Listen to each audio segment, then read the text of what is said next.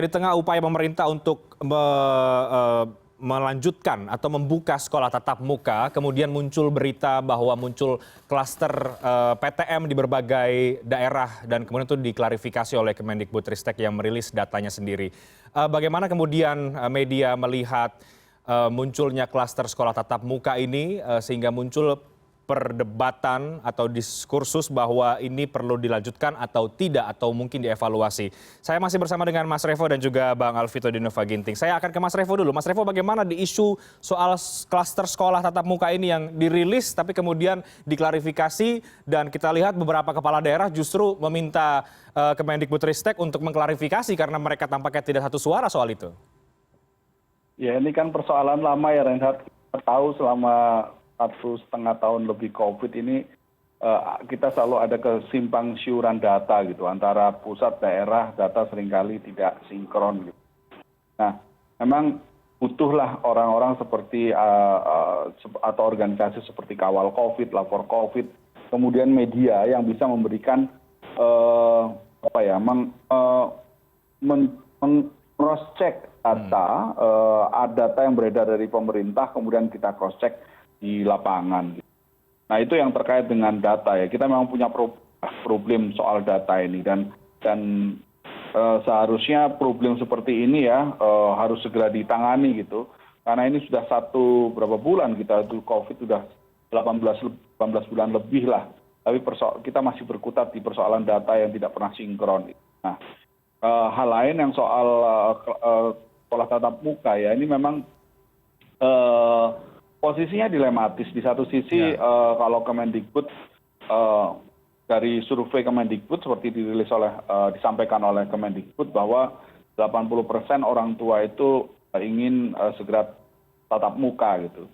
Tapi di sisi lain kita juga masih dalam kondisi sekarang ini kan kita dalam posisi wait and see ya, apakah memang penurunan ini benar-benar karena adanya kekebalan imunitas, komunal, atau karena pelonggaran PPKM. Nah, tatap muka ini menurut kita kan terlalu cepat itu diputuskan, mengingat angka baru turun, penurunan terjadi di bulan September ya, baru sebulan, tapi langsung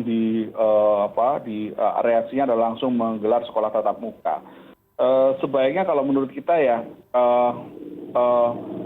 harus dilihat dulu sampai 6 minggu adanya penurunan angka COVID positivity rate misalnya, apakah memang benar ini akan landai terus atau jangan-jangan setelah pelonggaran akan mulai naik lagi. Kalau misalkan naik lagi kan artinya kita membahayakan anak-anak usia sekolah. Hal lain yang juga perlu dicatat bahwa tidak semua usia sekolah itu sudah vaksin. Seharusnya tatap muka ini dimulai dari sekolah menengah atas dan menengah pertama atau untuk siswa-siswa yang sudah divaksin. Sementara untuk SD dan PAUD sebaiknya masih menunggu kondisi memang benar-benar dipastikan bahwa positivity rate ini terjaga di angka di bawah 2% gitu ya, atau di bawah 5% kalau syarat WHO untuk menggelar sekolah tatap muka. Kayaknya masih perlu untuk kita lihat. Kemudian ya faktor teknis lain ya, tadi disampaikan oleh Bu Siti Nadia, apakah sekolah bisa prokes dengan baik, kemudian bagaimana dengan pulang atau selepas waktu sekolah, anak-anak itu dipastikan langsung pulang ke rumah masing-masing dan tidak bergerombol. Terus bagaimana dengan penjemput misalnya, jangan sampai kemudian virusnya justru datang dari orang tua yang menjemput anak-anaknya, menunggu anak-anaknya sekolah, kemudian para penjemput itu saling bergerombol atau ngobrol satu sama lain tanpa adanya protokol kesehatan. Jadi sebenarnya memang masih panjang PR-nya, tapi memang harus dimulai itu sebaiknya dengan cara bertahap. Apakah cuma 5 orang yang sekolah dari misalnya biasanya kan satu kelas 40 ya. Sekarang kalau nggak salah kan tatap muka di kisaran sekitar 8 sampai 12 siswa perharinya. Nah, apakah harus sebesar itu atau mungkin malah lebih kecil dari itu dulu? Jadi artinya bertahap dulu dari 4, 5 kemudian naik menjadi 8, 10 pada 2 minggu berikutnya dan seterusnya. Jadi dan evaluasinya dilakukan setiap hari gitu, bukan setiap minggu, tapi setiap hari harus selalu ada evaluasi yang dilaporkan berjenjang ke dinas kesehatan dan dinas pendidikan terus sampai ke level pusat. Begitu, Reinhardt. Baik, menarik. Bang Vito, kalau dari catatan Bang Vito dan rekan-rekan, bagaimana terkait dengan klaster sekolah tatap muka yang bermunculan ini di berbagai daerah? Dilematis tadi Mas Revo katakan di satu sisi, tapi di sisi lain juga akhirnya muncul desakan agar pemerintah mengevaluasi bahkan menunda lagi untuk yang PAUD dan juga TK dan juga SD karena justru ditemukan paling banyak di kelompok-kelompok ini.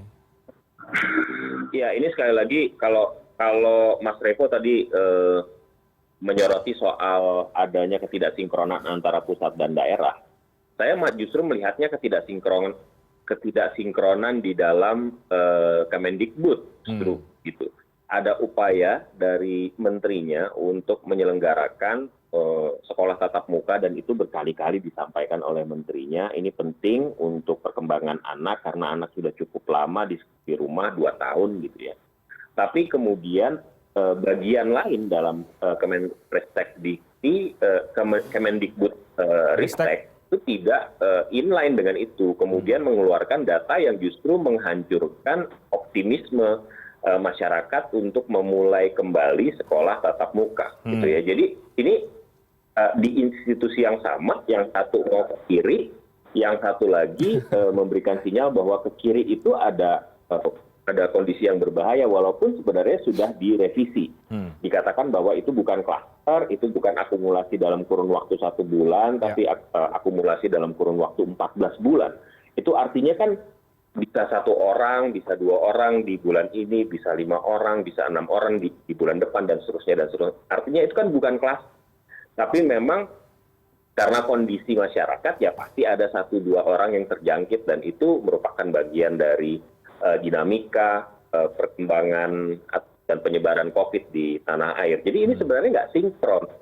Pak Nadiem harusnya melakukan evaluasi nih terhadap kerancuan berpikir ini kan, ini ya. Kemendikbud adalah institusi yang paling paham seharusnya dampak ketika informasi itu disebarkan, implikasinya terhadap upaya buka kembali sekolah itu akan seperti apa. Harusnya dicek lagi, ditelusuri lagi. Kalau temuan mereka seperti itu, harusnya kan mereka memutuskan, oke, kita nggak buka dulu. Gitu. Tapi yang satu sudah mau buka, ini dalam waktu dekat akan buka, terus kemudian muncullah data ini yang kemudian apakah datanya disajikan salah atau disalahartikan oleh publik. Tapi kalau seluruh publik mengartikan itu salah, artinya memang penyajiannya salah menurut saya. Artinya ada yang salah dari delivery konten yang ingin disampaikan. Dan itu harusnya menjadi bahan evaluasi.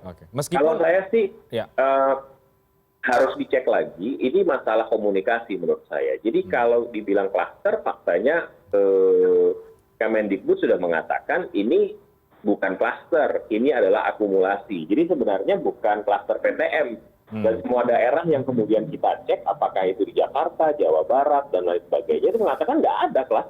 Yang ada itu memang keterjangkitan 1-2 orang, misalnya di Jawa Barat, ada beberapa sekolah, 1-2 orang terjangkit di bulan ini. Di bulan sebelumnya juga sama seperti itu. Tapi klaster tidak ada. Dan aneh juga sebenarnya kalau klaster, tiba-tiba muncul klaster, orang PTM-nya juga masih baru kan. Sebelumnya kan nggak ada PTM sama sekali. Iya. Bang Vito, meskipun di satu sisi rilis dari Kemendikbudristek ini juga dianggap atau dinilai adalah bentuk transparansi juga, bagaimana Bang? Iya, setuju saya, dan itu bagus. Transparansi itu memang kita harapkan. Cuman delivery-nya kalau membuat orang berpikir dan diterjemahkan jadi rancu, itu artinya salah orang yang mengirim pesan. Gitu. Kalau hampir semua orang yang kemudian kita akhirnya jadi kelabakan, ada klaster. Dan itu banyak sekali media mengangkat itu semua. Itu salah siapa sebenarnya gitu. Nah, ini kan sebenarnya harusnya kalau transparansi ya faktanya benar-benar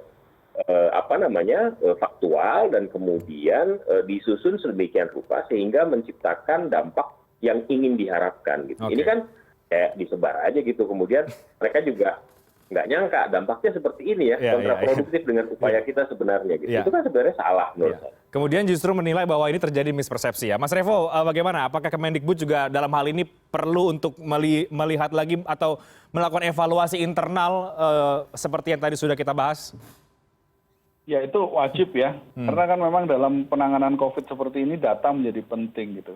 Data bahwa berapa yang positif, kemudian berapa angka yang sedang dirawat, berapa data orang meninggal dan sebagainya itu kan menjadi penting dalam penanganan gitu.